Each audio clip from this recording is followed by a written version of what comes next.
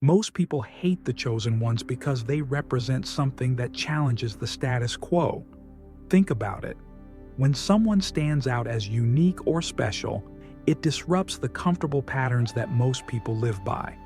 For many, this disruption can be unsettling. It's akin to a mirror reflecting our own insecurities and unfulfilled potentials. Seeing someone who is perceived as chosen can make us question our own lives, our own choices, and whether we have been true to ourselves. The chosen ones often embody qualities that others admire but may not possess or practice. This can lead to feelings of envy, resentment, and even a sense of inadequacy. Imagine someone who naturally excels in their field, who has an aura of confidence and purpose. This person's light can inadvertently cast shadows on others, highlighting their own fears and doubts. It's not that the chosen ones intend to make others feel this way, but their mere existence can trigger these emotions. Another reason why chosen ones are often hated is that they tend to challenge societal norms and expectations. They don't conform to the usual ways of thinking or behaving. This nonconformity can be perceived as a threat. Society thrives on conformity because it creates a sense of order and predictability.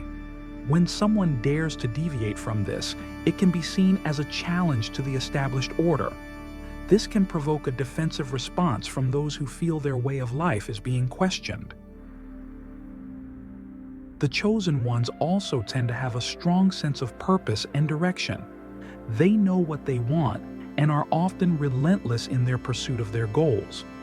This can be intimidating to those who are still searching for their own path. It's easier to criticize and tear down someone who is on a clear trajectory than to face the discomfort of our own uncertainty. We might ask ourselves, why can't we be like them? Why don't we have that same clarity and drive? Furthermore, the chosen ones often possess a level of authenticity that is rare. They are true to themselves, regardless of external pressures. This authenticity can be both inspiring and confronting. It's inspiring because it shows what is possible when we live in alignment with our true selves. But it's also confronting because it reminds us of the ways we may be compromising or not fully living our truth. This can stir up feelings of guilt or regret, which can manifest as hatred or animosity towards the chosen ones. The chosen ones are also often misunderstood. Their actions and decisions may seem strange or irrational to those who don't share their vision or perspective. This misunderstanding can lead to mistrust and fear. People tend to fear what they don't understand, and this fear can easily turn into hatred. It's a defense mechanism, a way to protect ourselves from the unknown. Click subscribe to this channel to get more profound spiritual lessons. So, the hatred towards the chosen ones is multifaceted. It stems from a mix of envy, fear, misunderstanding, and the discomfort of being reminded of our own unfulfilled potential. This hatred is a reflection of our own internal struggles rather than any inherent flaw in the chosen ones themselves. It's important to recognize these dynamics because they reveal a lot about human nature. They show us how we respond to difference, to excellence, and to authenticity. They show us the ways in which we project our own insecurities and fears onto others. And in recognizing this, we have the opportunity to transform our responses. Instead of hating the chosen ones, we can choose to learn from them, to be inspired by them, and to use their example as a catalyst for our own growth. How do we do this? By practicing self-awareness and self-compassion, by acknowledging our own insecurities and working through them, by recognizing that the success and authenticity of others do not diminish our own worth, by understanding that each of us has the potential to be chosen, in our own unique way, and by supporting each other in our individual journeys towards fulfillment and purpose. The mirror effect: how the chosen ones reflect our inner world. Continuing our exploration, let's delve into another profound reason why most people harbor hatred towards the chosen ones. This reason lies in what I call the mirror effect. The chosen ones, by their very nature, mirror back to us aspects of ourselves that we may not want to see. They reflect our unrealized dreams, our suppressed potentials, and our hidden insecurities. This reflection can be deeply uncomfortable, triggering a range of negative emotions. When we encounter someone who is living out their purpose with clarity and confidence, it can be a stark reminder of our own perceived shortcomings. We might see in them the courage we lack, the talents we have yet to develop, or the opportunities we feel we have missed. This comparison can lead to a sense of inadequacy, which is often easier to project as hatred towards the chosen ones than to confront within ourselves. It's a defense mechanism that shields us from the pain of self-reflection. The mirror effect also operates on a deeper psychological level. The chosen ones often embody qualities that we admire, but have not yet integrated into our own lives. These might include authenticity, resilience, creativity, or leadership. Seeing these qualities so vividly displayed can create a cognitive dissonance within us. We recognize these qualities as valuable and desirable, yet we may feel unworthy or incapable of embodying them ourselves. This dissonance can generate feelings of envy and resentment. Furthermore, the mirror effect challenges our sense of identity. We all have a self-image, a narrative we tell ourselves about who we are and what we are capable of. The chosen ones, by living outside the conventional norms, disrupt this narrative. They show us that there are other ways of being, other possibilities that we might not have considered. This can be unsettling because it forces us to question the validity of our own self-image and the limitations we have imposed on ourselves. Another aspect of the mirror effect is the fear of change. The chosen ones often represent change and transformation. They break the mold, challenge the status quo, and push boundaries. For many, this is threatening because change is inherently uncomfortable. It requires us to step out of our comfort zones, to confront the unknown, and to let go of old patterns and beliefs. The chosen ones remind us that change is possible and necessary for growth, but this reminder can be met with resistance and hostility. It's also worth noting that the chosen ones often face significant challenges and obstacles. Their journey is rarely easy, and they often endure criticism, rejection, and hardship. This resilience can be both inspiring and intimidating. On one hand, it shows us the strength of the human spirit and the power of perseverance. On the other hand, it can make us question our own capacity to endure and overcome difficulties. This can lead to feelings of inadequacy and self-doubt, which can manifest as animosity towards those who appear to be more resilient. The mirror effect also highlights the social dynamics of power and status. The chosen ones, by virtue of their uniqueness and achievements, often occupy positions of influence and visibility. This can provoke feelings of envy and competition. We might perceive them as having an unfair advantage or as taking up space that we feel we deserve. This perception can fuel resentment and a desire to tear them down rather than support and celebrate their success. To navigate the mirror effect, we must cultivate a deeper sense of self-awareness and self-acceptance. We need to recognize our own worth and potential, independent of external comparisons. This requires a commitment to personal growth and a willingness to confront our own shadows. It involves embracing our own journey and understanding that we all have unique paths and timelines. One practical way to do this is through the practice of gratitude and self-compassion. By focusing on our own strengths and achievements, we can shift our perspective from one of lack to one of abundance. We can appreciate the chosen ones as sources of inspiration rather than threats. We can celebrate their successes as evidence of what is possible for all of us.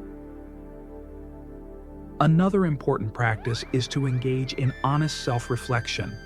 When we feel triggered by the success or uniqueness of others, we can ask ourselves, what is this reaction revealing about my own fears and insecurities? How can I use this awareness to grow and evolve? This process of introspection can transform our negative emotions into opportunities for learning and self-improvement. The burden of expectations, how society projects its fears and desires onto the chosen ones.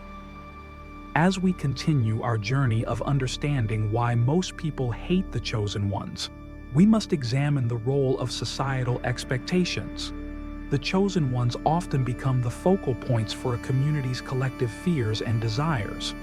They carry the heavy burden of these projections, which can manifest as both unrealistic expectations and harsh judgments. Society tends to idolize the chosen ones, placing them on pedestals and expecting them to embody perfection. This idealization is a double-edged sword. On one hand, it celebrates their unique qualities and achievements. On the other hand, it sets them up for inevitable scrutiny and criticism. When the chosen ones fail to meet these lofty expectations, they are often met with disdain and disappointment. This reaction is less about their actual shortcomings and more about society's unmet desires and unfulfilled dreams. The burden of expectations can be overwhelming. The chosen ones are expected to be flawless, to succeed where others have failed, and to represent ideals that are often unattainable. This pressure can create a sense of isolation and alienation. It's a lonely path to walk when you are constantly under the microscope, with every action and decision being judged.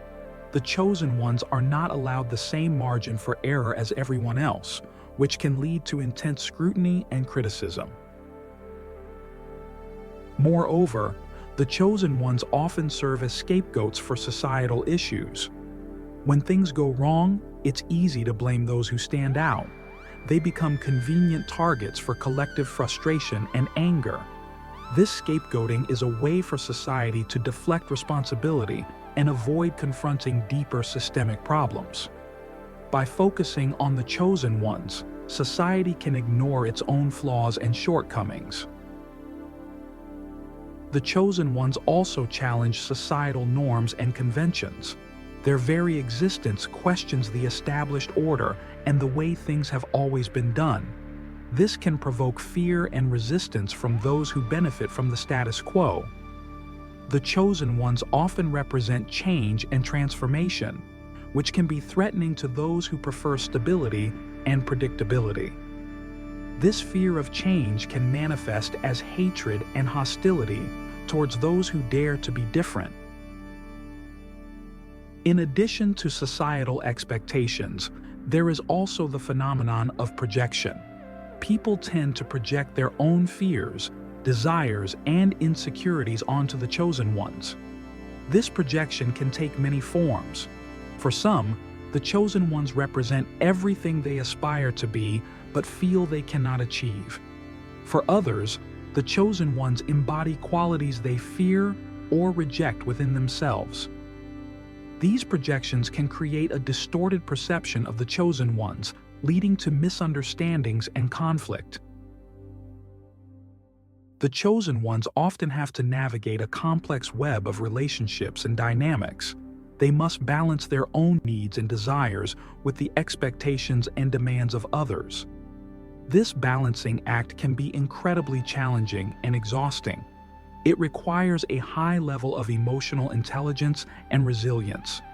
the chosen ones must develop strong boundaries and a deep sense of self to withstand the pressures and judgments they face.